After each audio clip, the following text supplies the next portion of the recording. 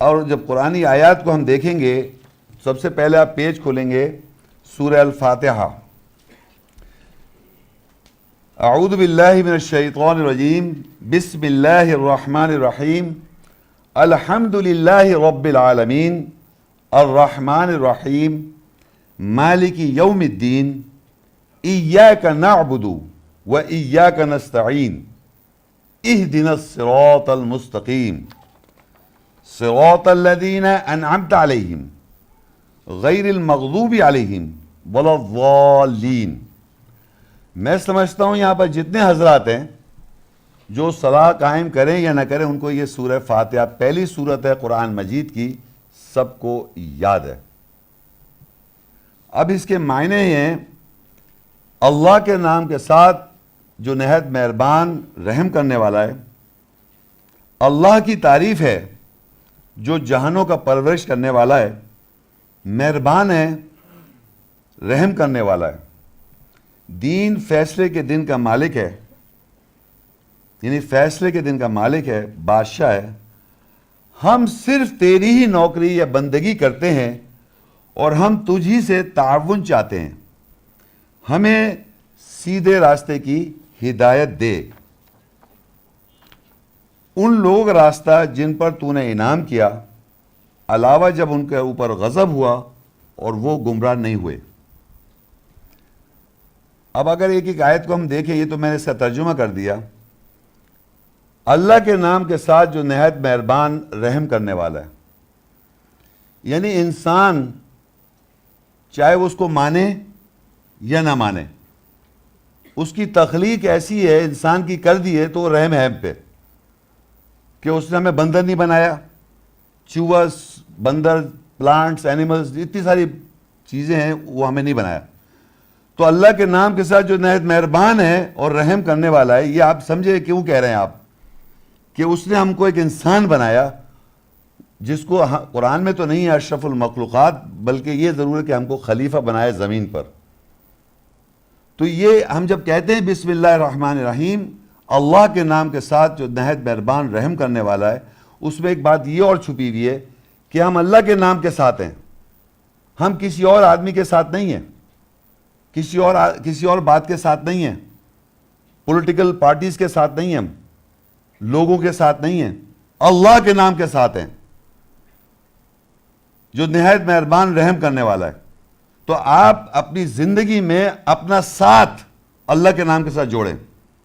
عام طور پہ لوگ کہتا ہے یہ سب ان کے ساتھ ہیں، یہ ان کے ساتھ ہے، ان کا ان سے تعلق ہے، ان کا تعلق ہے. آپ کا نام اللہ کے نام کے ساتھ ہونا چاہیے. جب آپ یہ بات کہتے ہیں تو اللہ کے نام کے ساتھ، اللہ کے نام کے ساتھ یعنی جو اللہ کی آیات ہیں اور اس کی جو احکامات ہیں، آپ اس کے ساتھ ہیں، وہی سوچ ہے آپ کی. پھر اللہ کی الحمدللہ رب العالمین، اللہ کی تعریف ہے جو جہانوں کا پرورش کرنے والا ہے. ہم یقین کریں، ایک دوسرے کی چاہت کے اندر بھوکیں، کیسا لگ رہا ہوں میں، کیسا میں نے یہ کام کیا. تعریف کے قابل صرف انسان کی کریں، لیکن ہم کیا اللہ کی تعریف ہے آپ کے ذہن میں کہ اللہ کی تعریف کتنی امپورٹنٹ ہے؟ وہ تعریف کا بھوکا نہیں ہے، لیکن ہم کہتے ہیں اللہ نے ہمیں سکھایا آیت کے ذریعے تعریف اللہ کے لیے ہے. ایک دوسرے کی تعریف ہم اپنی زندگی نہ خراب کریں.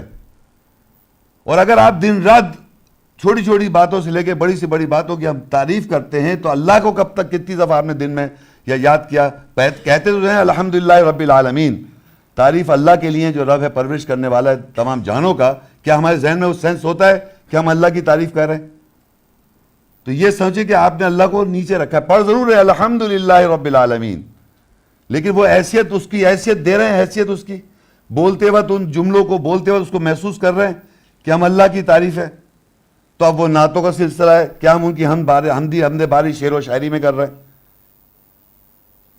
وہ تعریف نہیں ہے. جو تعریف اللہ نے اپنی آیات میں بیان کی، وہ تعریف ہے اللہ کی. پھر کہتے ہیں مہربان، الرحمن الرحیم دوبارہ آیا. مہربان ہے، رحم کرنے والا ہے. یعنی یہ ہم کو احساس ہونا چاہیے کہ ہماری زندگی کی رزق، ہر چیز، ایک ایک لمحہ ہمارے جسم کے اندر جو سسٹم چل رہے ہیں وہ 100% چل رہے ہیں اپنے پرفیکٹ سچویشنز پر. کیونکہ وہ ہم پہ رحم کر رہا ہے. ابھی ذرا سی تکلیف ہو جائے, کوئی پرابلم ہو جائے تو آپ کو پتہ چل جاتا ہے, جب ہو جاتے ہیں بیمار ہو جاتے ہیں, پرورش ہو, تو یہ سمجھے رزق ہے, آپ کا پورا سسٹم ہے, ہر چیز پہ وہ رحم کر رہا ہے اور مہربان ہے ہم پر, جو ہم زندہ ہیں, جتنی ہماری زندگی ہے. فیصلے کے دن کا مالک ہے, جو ہمیں یہ احساس ہی نہیں ہے کہ ہمارا ایک دن ایسا آئے گا کہ ہمیں فیصلہ وہاں ہو کیا جائے گا کہ ہمیں دوزخ یا جنت میں ڈالا جائے گا. اس فیصلے کے دن کا مالک ہے کہ ہمیں جب وہ فیصلہ سنائے گا تو آپ تیار ہیں, آپ تیاری کر رہے ہیں اپنی زندگی کے اندر, تیار ہیں. یہ جملے میں اس لیے کہہ رہا ہوں, جب ہم کہتے ہیں کہ ہمیں یہ احساس ہوتا ہے کہ ہم اس دن کے لیے تیاری کر رہے ہیں, فیصلے کے دن کا وہ مالک ہے کہ ہمیں پتہ ہے کہ ہمارا فیصلہ ہوگا اس دن اور ہمیں جنت یا دوزخ میں ڈال دیا جائے گا. ہماری زندگی یہاں ختم نہیں ہو جائے گی, ہم زندہ ہو جائیں گے دوبارہ. لوگ عموماً سمجھتے ہیں کہ ہمیں مٹی میں ڈال دیا, اس کو مٹی میں ڈال دیا, مٹی وہ تو بدن ہے, جسم ہے, وہ مٹی بن جائے گا. آپ کا نفس زندہ ہو جائے گا دوبارہ. نفسیات, سائیکولوجی, جو آپ کی نفسیات ہے, سوچ. جب انسان مر جاتا ہے تو کہتے ہیں یہ اس کی محمد شیخ کی لاش ہے. محمد شیخ کہاں گیا؟ اس کا منتقل ہو گیا, اس کی وفات ہو گئی, انتقال ہو گیا, چلا گیا. اسی کو دوبارہ کھڑا کرے گا اللہ تعالیٰ. اور پھر ہم کہتے ہیں ایاک نعبد و ایاک نستعین, صرف ہم تیری نوکری بندگی کرتے ہیں اور تجھی سے تعاون چاہتے ہیں. آپ یقین کیجئے, اپنے دلوں میں جھانکیں کہ آپ صرف اسی کی نوکری بندگی کر رہے ہیں. نوکری تو ہم کر سکتے ہیں, دنیا میں جتنے آپ کام کرتے ہیں وہ کر سکتے ہیں, اس کو کوئی پرابلم نہیں ہے کہ آپ نہیں کر رہے.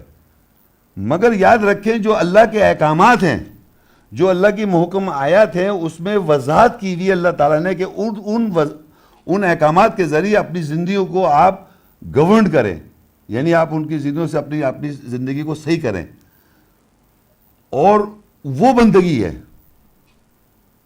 وہ بندگی آپ کر رہے ہیں, ہم تیری بندگی کرتے ہیں. یعنی اگر میاں بیوی کا تعلق ہے, بچے ماں باپ کا بچوں سے تعلق ہے, بہت ساری باتیں, صلاح ہے, اس کے بارے میں آپ کو پتہ ہونا چاہیے, روزہ ہے اس کے بارے میں پتہ ہونا چاہیے. یہ بندگی یہ کر رہے ہیں آپ. عبادت کرنا یہ نہیں کہ صرف بت پرست نہیں ہے, ہم اللہ بت نہیں ہے. اللہ نے جو آیات میں وضاحت کی ہوئی ہے اس کے مطابق اپنی سوچ بنا رہے ہیں آپ. یہ نوکری اور بندگی ہے, کیونکہ ہم اس کے نوکر ہیں. جیسے کہ میں کسی کے نوکری کرتا ہوں تو وہ ہمیں ڈکٹیشن دیتا ہے, ہمیں بتاتا ہے کہ آپ کو یہ کرنا ہے اور آپ کو یہ نہیں کرنا ہے. یہ رولز اینڈ ریگولیشنز ہے, کہیں پر بھی کام کرنے کے لیے یہ احکامات ہیں. تو ہم کیا اللہ کے احکامات کو جانتے کہ اپنی زندگی کو ویسے کر رہے ہیں نہیں کر رہے؟ یہ ہے بیسیکلی نوکری بندگی.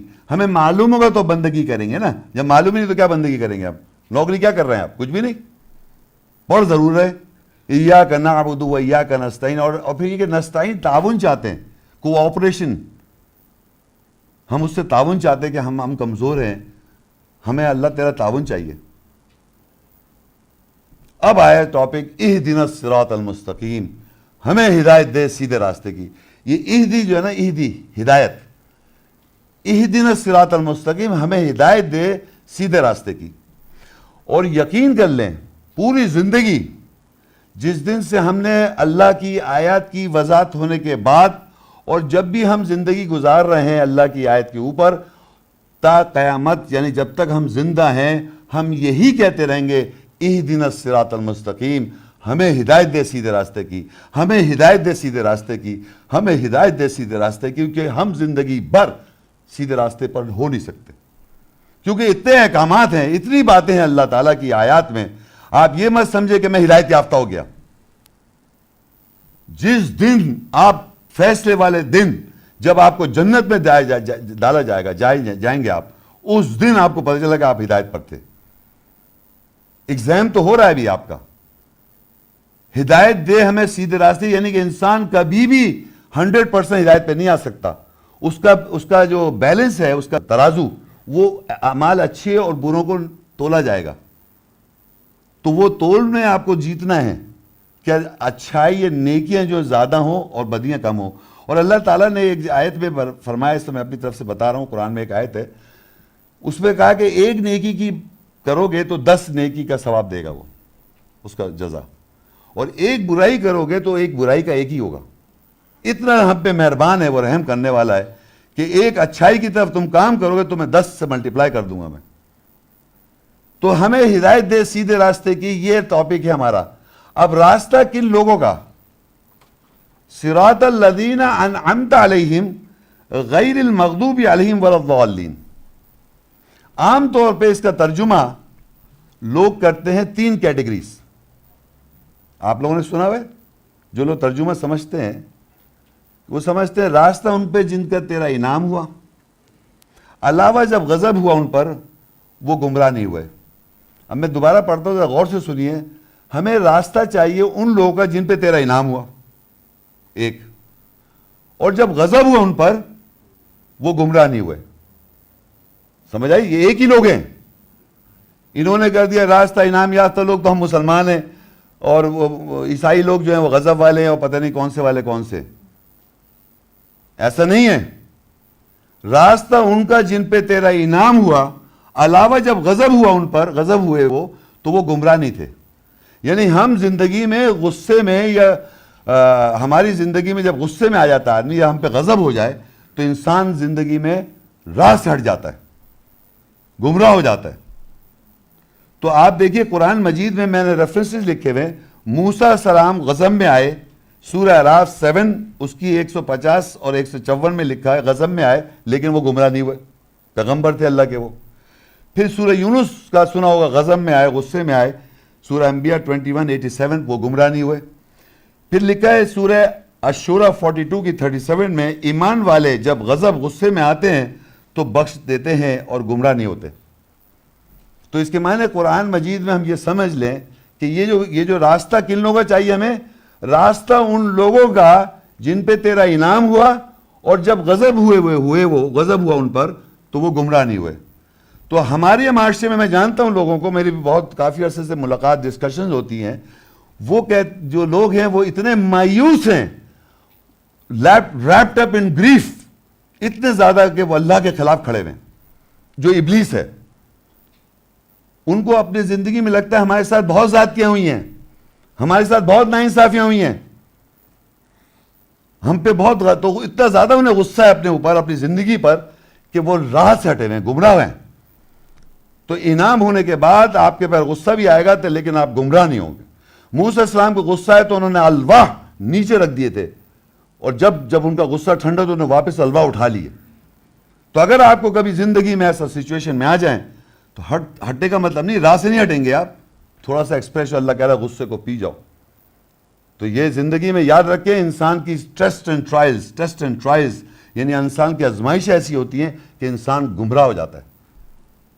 تو راستہ کن کا چاہیے ہم کو؟ جن پہ تیرا انعام یہ ہوا.